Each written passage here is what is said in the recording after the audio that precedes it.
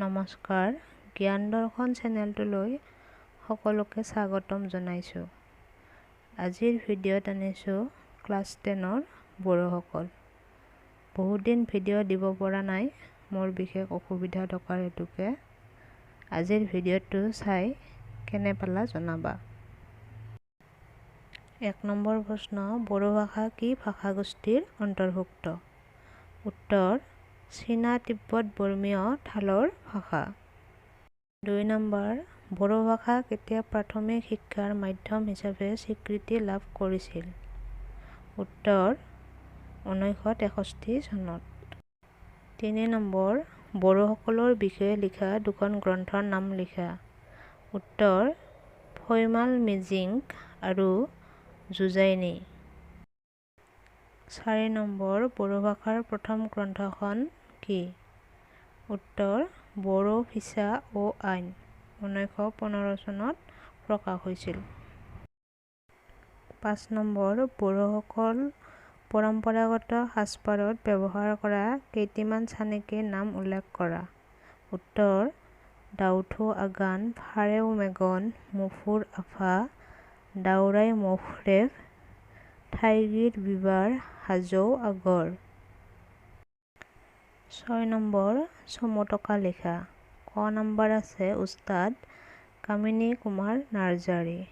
উত্তৰ, উস্তাদ কামিনী কুমাৰ নাৰ্জাৰীৰ জন্ম হৈছিল 1926 চনত গোসাইগাঁও মহকুমাৰ অন্তৰ্গত বিন্নাখাতা অঞ্চলৰ বামুণগুৰা গাঁৱত। তেওঁৰ পিতৃৰ নাম আছিল বজাৰাম নাৰ্জাৰী আৰু মাতৃৰ নাম আছিল থাংগালী নাৰ্জাৰী। 1957 চনৰ 27 জানুৱাৰীত অনুষ্ঠিত হোৱা বড়ো কৃষ্টি দলে বাগুৰুম্বা নৃত্য পৰিৱেশন কৰি ভাৰতৰ ভিতৰত প্ৰথম স্থান দখল কৰে। তেওঁ 1982 চনত সংগীত নাটক একাডেমী বঁটা লাভ কৰিছিল। তেওঁৰ প্ৰচেষ্টাতেই বড়ো সংস্কৃতিয়ে ৰাষ্ট্ৰীয় পৰ্যায়ৰ সন্মান অৰ্জন কৰিবলৈ সক্ষম হ'ল। এই মহান শিল্পীজনাই 1998 চনৰ 16 মে তাৰিখে ইহলীলা সম্বোৰণ কৰে। খ নম্বৰ, শোভা ব্ৰহ্ম। উত্তৰ, ডক্টৰ শোভা ব্ৰহ্ম ভাৰতৰ এজন প্ৰখ্যাত ভাস্কৰ্যবিদ আৰু অসমৰ কলা জগতৰ পথ প্ৰদৰ্শক।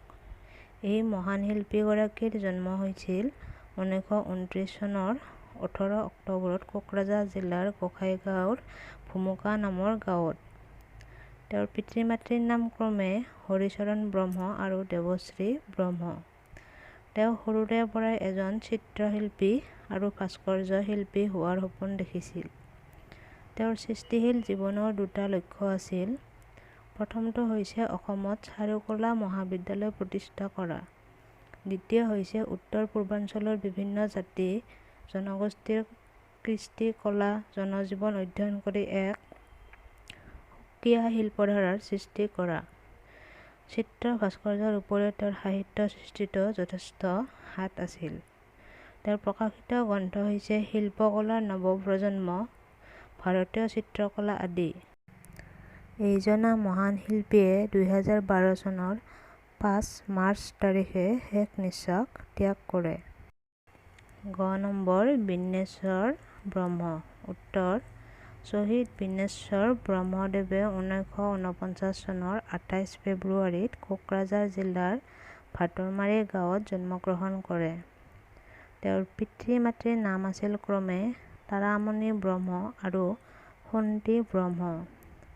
ব্ৰহ্মদেৱৰ প্ৰাথমিক শিক্ষা আৰম্ভ হয় নিজ গাঁৱৰ প্ৰাথমিক বিদ্যালয়ত 1954 চনত।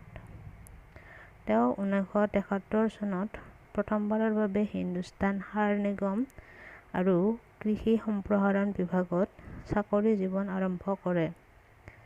শ্বহীদ বিন্নেশ্বৰ ব্ৰহ্ম এজন তীক্ষ্ণ মেধাসম্পন্ন, বুদ্ধিমত্তা, সুচিন্তক, সমাজসেৱক, সাহিত্যিক তথা সুসংগঠক আছিল। তেওঁ 1990 চনৰ পৰা 1993 চনলৈ বড়ো সাহিত্য সভাৰ সাধাৰণ সম্পাদকৰ পদত নিৰ্বাচিত হয়। 2000 চনৰ 19 আগষ্ট তাৰিখে গুৱাহাটীৰ ভেটাপাৰাস্থিত নিজ বাসভৱনত অচিন আততীয়াৰ হাতত গুলীবিদ্ধ হৈ তেওঁ অকাল মৃত্যুক আঁকোৱালি লয়। আগলৈ এনেকুৱা ধৰণৰ ভিডিঅ'সমূহ পাই থাকিবলৈ চেনেলটো ছাবস্ক্ৰাইব কৰিবা, লগতে বন্ধুবৰ্গৰ লগত শ্বেয়াৰ কৰিবা যাতে পাঠটিৰ প্ৰশ্ন উত্তৰসমূহ সকলোৱে পায়। ধন্যবাদ।